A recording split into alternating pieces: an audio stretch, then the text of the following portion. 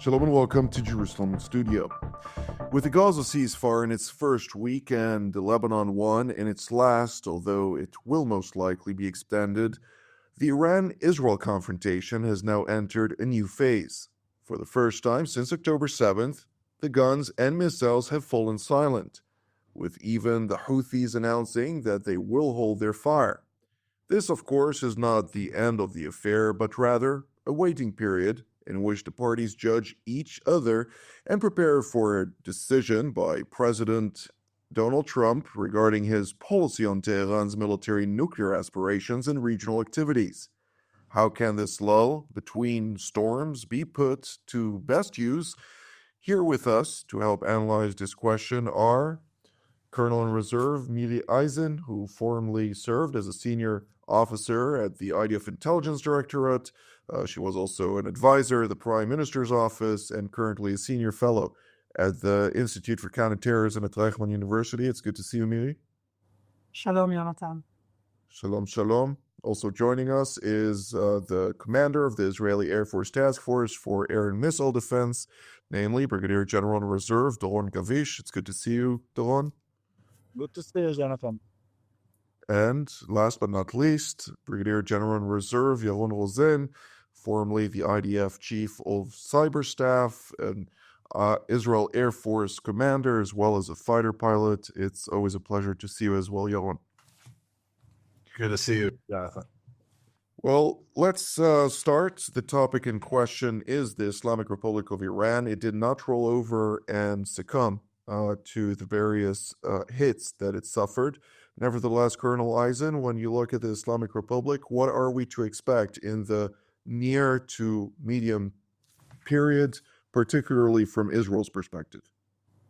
From the Israeli perspective, first and foremost, the Islamic regime of Iran is exactly as it was before October 7th. In what way?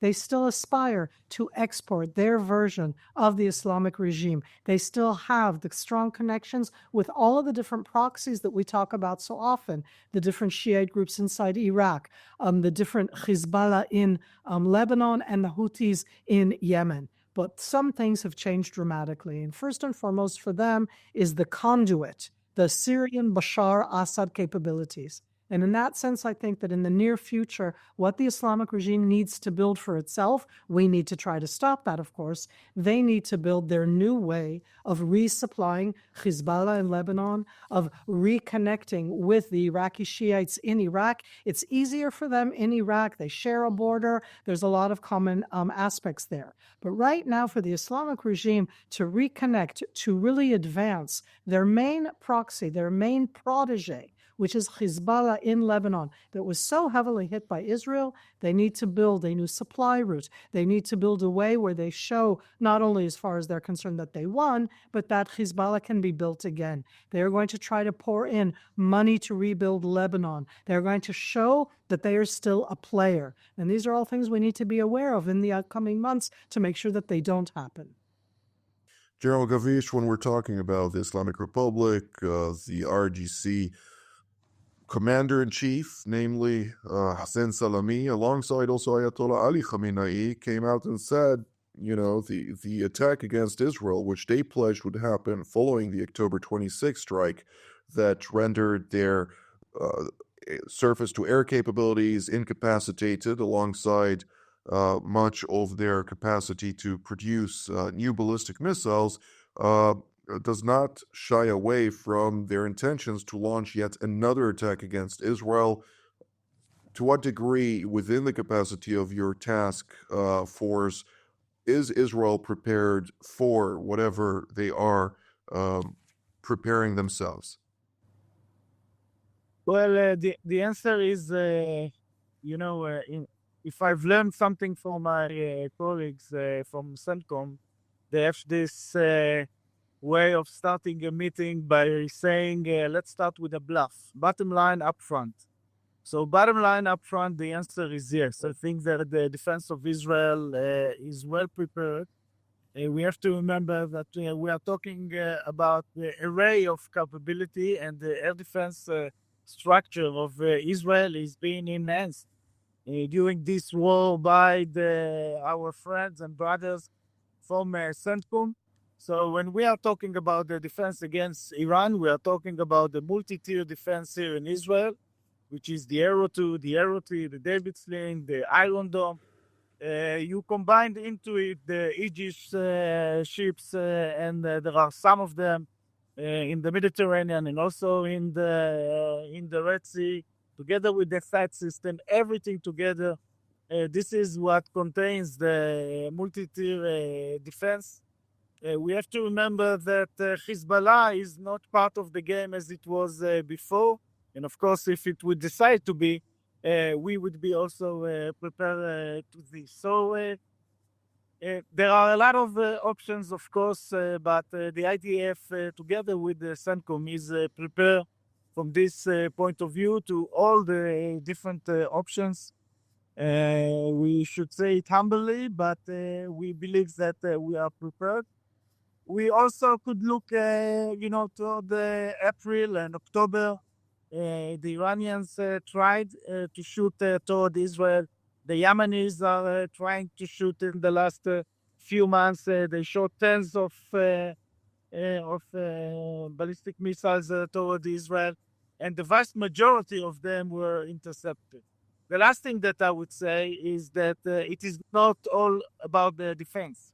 When we're talking about fighting Iran, when we're talking about fighting the ballistic missiles threat, we are talking also about attack capabilities, alert capabilities, and the passive defense of Israel. So you combine all of those together, and again, looking back, we had 37,000 rockets and missiles that were shot toward Israel. The combination between our attack capability, alert capability, active defense, and passive defense, meaning the orders that are being issued by the on-front command, and the behavior of the Israeli population, all of those brought us to a point that the amount of people that were hurt, you could really count them in two hands. So I'm talking about those that were killed from this threat during this war. So saying all of that, bottom line up front now, bottom line at the end, we believe that we are ready. We will say it humbly, and it is not only about the defense.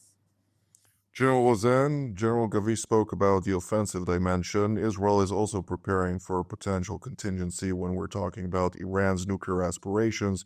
Its program is at its most advanced stage when we're talking about breaking out towards nuclear weapon capabilities. What are we to take into consideration from that perspective? We're going into a new phase. The administration in the U.S. has changed. We have a new president. Israel has changed the Middle East, along with Turkey's investment in everything that is going on in Syria. Things are changing. So now we are in a phase that I would call a duel of visions. We have competing, not only competing narratives, but competing visions of how the future looks in the Middle East. I think that Israel needs to make sure that none of the extreme exists. So if it's a Shiite extreme or a Sunni extreme, not good for Israel, that is what Israel needs to take care of. On the competition between two Sunni futures, one of them is mostly, I would say, Turkey, Syria, and Qatar. That's one future that we can see. And the second one is a more Saudi, Egyptian, Jordanian, Lebanese future. Okay? Two very different things. And actually, it also represents, I think it represents also two generations, two different generations. The Turkish generation, Recep Erdogan is the old, from the old regime, let's call it. And you have MBS, which is 39 years old. This person is changing the KSA, the Kingdom of Saudi Arabia, And he has a very different vision for Saudi Arabia than how Recep Erdogan sees the neo-Ottoman side, from his side. So I think what we're going to see in the next 6 months or so is going to be around the following. A, Iran is under huge pressure internally. Just in the last few days, a few clerics were killed. Internally, we're talking about internal clashes in the cities, protests, the inflation. A few IRGC clerics were killed, high judges. I don't remember the exact name of how you call them. There are real pressures around the supreme leader. That is one thing. Iran is in huge trouble. On one hand, it can reach back to the proxies. I don't think it's gonna happen in the next few months. They just don't have the power to do it right now. They're desperate. The second thing that's gonna be in their minds is, do we run for the nuclear project? I think they're not gonna do that because they have a new president in the United States, and that is the connection to Israel. Israel and the United States are gonna have to decide if this is a good time for the checkmate. I think it is. And then the Middle East has completely changed. And from there on, different stories. That's how I would look at the next 6 months or so. Colonel Eisen, I'd like to hear your take on this. I do agree with certain angles, less so about other angles, but one of the points that I do think is that the Iranians are very keen-eyed when they're seeing the various changes in the Middle East and getting into those cracks. One of the points that we do need to highlight is the fact that the Trump administration has yet to unveil its foreign policy for the Middle East. It's too early to tell what its various objectives are. Nonetheless, one thing we do know, and that is the maximum pressure campaign is going to be reinvigorated, particularly on the leg of enforcement, which the Biden administration was lacking at with regard to the export of oils to China, with various elements, particularly related also to the energy sector. But beyond that, we're seeing various activities that are going to be hit quite strongly. But one of the points that is also, which I would raise myself, is when we're talking about Syria, the Kurdish areas, the United States, prior to the fall of the Assad regime, was speaking about disengaging from those territories as part of Operation Inherent Resolve. In the event that something like this happens, Iran, which houses the headquarters of the PKK in its territory, could try and utilize bad actors to try and confront Turkey from that side, and Damascus for that matter. Is that in the cards from what we can identify, at least within the geostrategic sphere? Jonathan, I didn't agree with some of the things that Yellen was talking about. And so I'm going to both zoom out and zoom in, because yes, we're in the Middle East. And yes, it's about Turkey that's in the Middle East, and Iran that's in the Middle East, and Saudi Arabia. But as soon as you bring in the United States under the new Trump administration, I also need to zoom out and say Iran is now in a strategic alliance with Russia, with China, with North Korea. So I had to zoom out for a moment. And so I'm all for more sanctions. And I'm saying, how effective can sanctions be if China's going to buy the oil, if North Korea is going to take the different things? Meaning we're in a very challenging situation when it comes right now to how effective that can be. Second aspect that I'm pushing back a bit at, there's absolutely an economic crisis inside Iran. I'm going to pose it as a question rather than as an exclamation mark. What does that do to the people? Are we going to see now more of what's going to be something that's going to change inside Iran?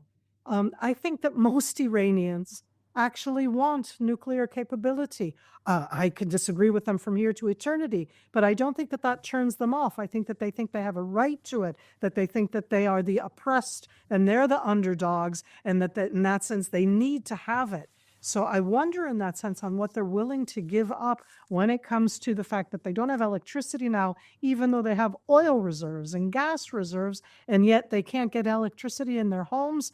I'm not sure where that's going to go. I still think that the Islamic regime, not just in its rhetoric, But in what it wants to do now, after the high intensity portion of this war is over, they need to show that Hezbollah is still around. They need to show that they can back all of their proxies. So that I do see that as being one of the first things they're going to take care of.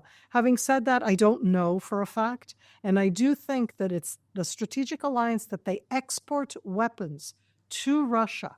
That right now, Russia, both with North Koreans fighting with Russia, that North Korean, Russia, China, together with Iran is something which I see very disturbing towards the Middle East because, Jonathan, as both of us know, somebody has to rebuild Lebanon. Somebody has to completely rebuild Gaza.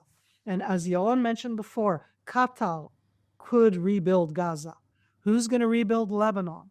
And I say that because Iran's going to want to step in there. At the end, over half of the Lebanese are Shiites. So I just add that in. I'm not sure where it's going to go because none of us know yet, at least not in a clear way, where the U.S. administration is going with this. With regard to Qatar being able to rebuild Gaza, it will come at the expense of Syria and Lebanon, of course. But when we're talking about this, the Saudis are a lot more influential in Lebanon than the Qataris, which is a good thing for Israel at least. But when we're talking about Syria, the Qataris are very keen on at least investing in parts of Syria. But there is so much devastation there that even the Qatari treasury cannot fulfill all the needs of the Syrian people, and therefore they do need to play ball with Western civilization at a time when, of course, also Turkey is in a very tough economic situation.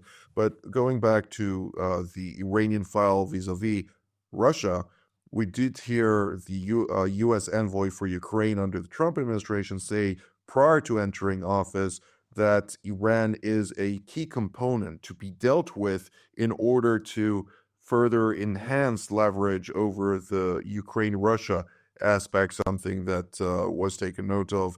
And, of course, the last meeting between Russian President Vladimir Putin and the Iranian President Masoud Pezeshkian indicated a deepening of the strategic relationship also on the nuclear file. And therefore, I'd like to ask you, General Kavish, when we're looking at the deepening of the strategic relations between Russia and Iran proper, what are we to expect from this dimension?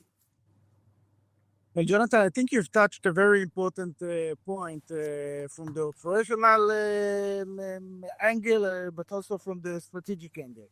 When it comes to the United States, we have to remember that although we are talking about Iran, for United States, the real story is China and Russia and how those things are being tied together.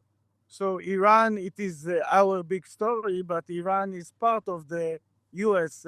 Story. So the relation between Russia and Iran, this is something which is, of course, very important. On the operational side, we have to remember that the Russians still have some capabilities and some knowledge that we don't want them to provide this knowledge to the Iranians.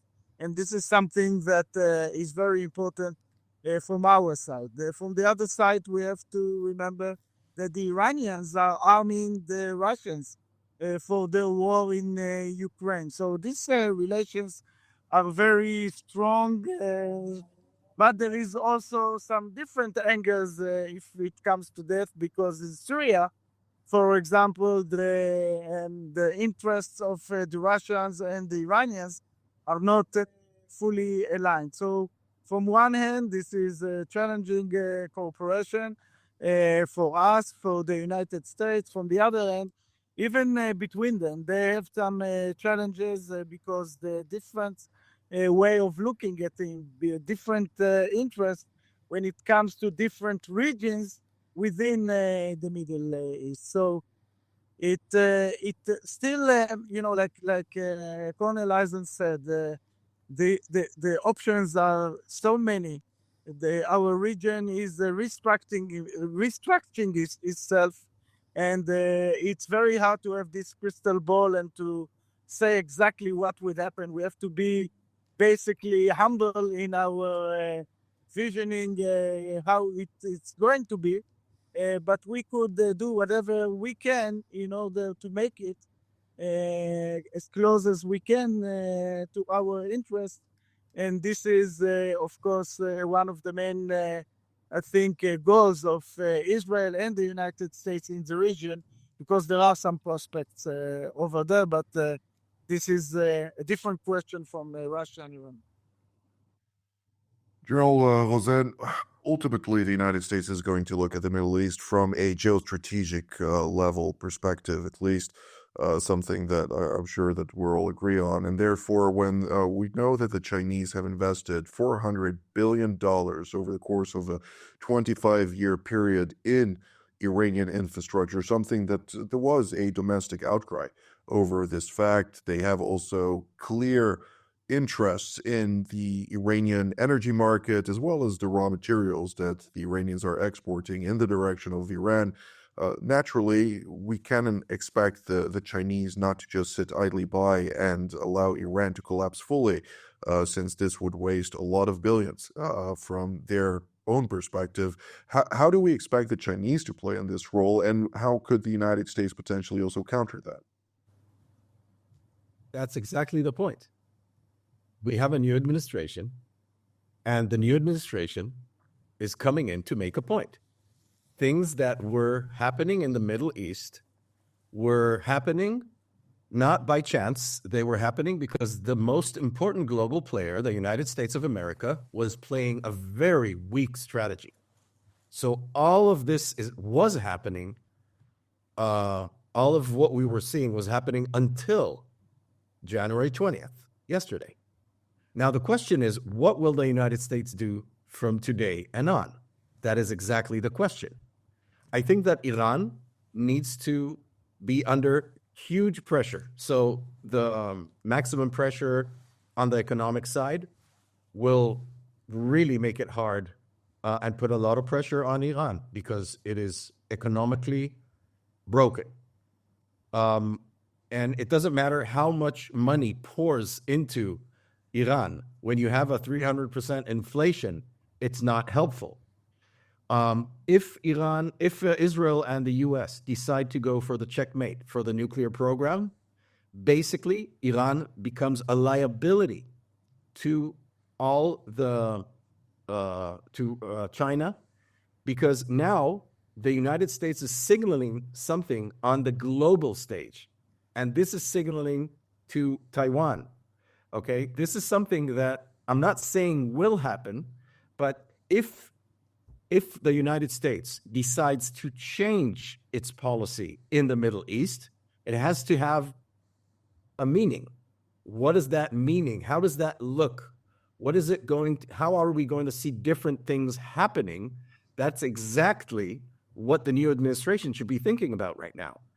If the new administration, let's say, does nothing, does not attack the nuclear program, it just does the maximum pressure from an economic standpoint, and lets the Turkish crescent come into Syria and also influence Lebanon, we might see something which is counterproductive to the United States in the Middle East. We won't see stability. So the United States has to decide how it will change the course or enhance what happened in the last 3 or 4 months in the Middle East. Namely, what do we do? What does the United States do with Iran besides the maximum economic pressure? A. B. I don't think Iran needs to be allowed to go back into Lebanon. It's Iran working for 30%. The Shiites are only 35% of Lebanon. I think we changed the internal Lebanese politics, and therefore the United States has to insist that Iran does not rearm Hezbollah, period. That is something that is feasible and is possible in the new era that we are in, and so on and so forth with the other players. And I think it's going to look different. I don't know exactly how.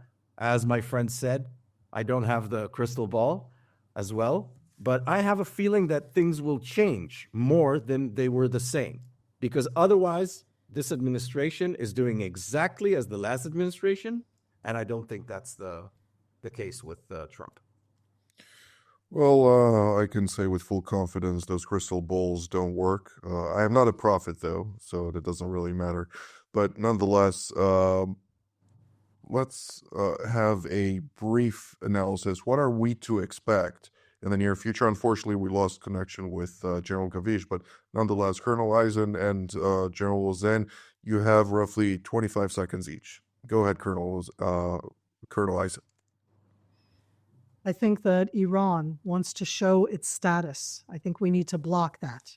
I think Iran wants to resupply its proxies, and that's more than one. We need to stop that. When I say we, I'm talking about us, but it's about the United States of America. It's about the new administration. There are a lot of different ways that can be done. Part of that is in building these new alliances, because the Middle East in 2025, after the fall of Bashar Assad, after the enormous hit that Hezbollah, that Iranian proxy, took, is a new world, and we can impact it. General Zen? First of all, denying the rearming of any Iranian proxy, and secondly, enhancing the stability with the United States funds and relevant allies such as Kingdom of Saudi Arabia and Egypt and Jordan and Lebanon to enhance a different future for the Middle East, allowing Turkey to invest some in the rearming of northern Syria more than the whole of Syria. That's how I would put it. Well, this is all the time that we have today. I'd like to immediately thank General Rosen, General Gavish in absentia, and Colonel Eisen for all of your insights, and I'd like to thank all of you at home as well. Until our next edition, from here in Jerusalem, Shalom.